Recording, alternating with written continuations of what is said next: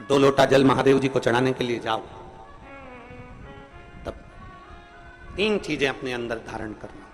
पहले नंबर का तो 2 लोटा जल जब घर से लेकर जाओ तो जरूरी नहीं कि दोनों हाथों में लेकर जाओ, एक लोटे के ऊपर दूसरा लोटा रखकर दूसरा हाथ से अगर कोई काम हो, पल्लू लेना हो या कोई कार्य हो तो कर सकते हो। नहीं तो तुम 2 लोटा हाथ में रख लो और पल्लू डाल देना सिर पे, जरा सिर पे पल्लू। अब तुम्हारा लोटा हाथ में, बेचारा वो भेरू पल्लू, ठीक है, थोड़ा और खींचो ये बाजू का, तो पल्लू भेरू ने और खींचा है, ठीक है, ये पल्लू हमारा मुंडा में दे दो, ठीक है। और थोड़ी दूर चली और याद आ गया, ओ बाप,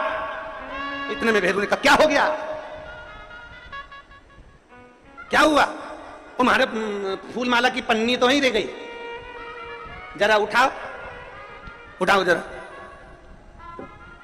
ये ले कमर में खोसी दो,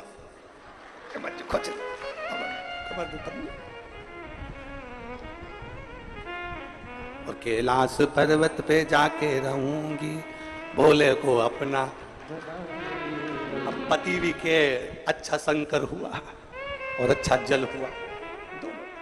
निवेदन है, अगर 2 लोटा हाथ में ना तो एक के ऊपर एक लोटा रखकर भगवान की भक्ति धारण करते हुए 3 चीजों में एक चीज जल 2 लोटा, दूसरा श्री शिवाय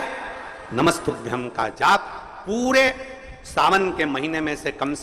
5 दिन ऐसे निकालना कि बेलपत्री के पेड़ की छांव में बैठकर हम श्री शिवाय नमस्तुभ्यम की कम से कम 1 माला जरूर कर लें, जरूर। और मान लो अगर बेलपत्री का पेड़ नहीं मिले, तुम्हारे आसपास में नहीं मिले, तो फिर एक काम करना, शंकर जी के मंदिर की बेलपत्र मिल जाए, उसको सिर पे, हमारे यहाँ कहते हैं आंवले के वृक्ष का जब आंवला नोमी आती है ना, तो आंवला नोमी आती है और आंवले के पेड़ के नीचे जाकर भोजन नहीं कर सकते, आंवले के वृक्ष के नीचे नहीं जा सकते, तो आंवले के वृक्ष की पत्ती को सिर पे रख के भोजन कर लो, तो कहते हैं कि हजारों अश्वमेध यज्ञ के पुण्य के बराबर, भंडारे के बराबर भोजन प्राप्त हो जाता है।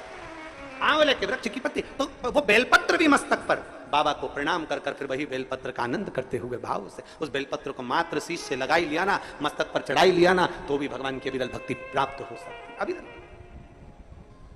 और मान लो बेलपत्र भी ना मिले,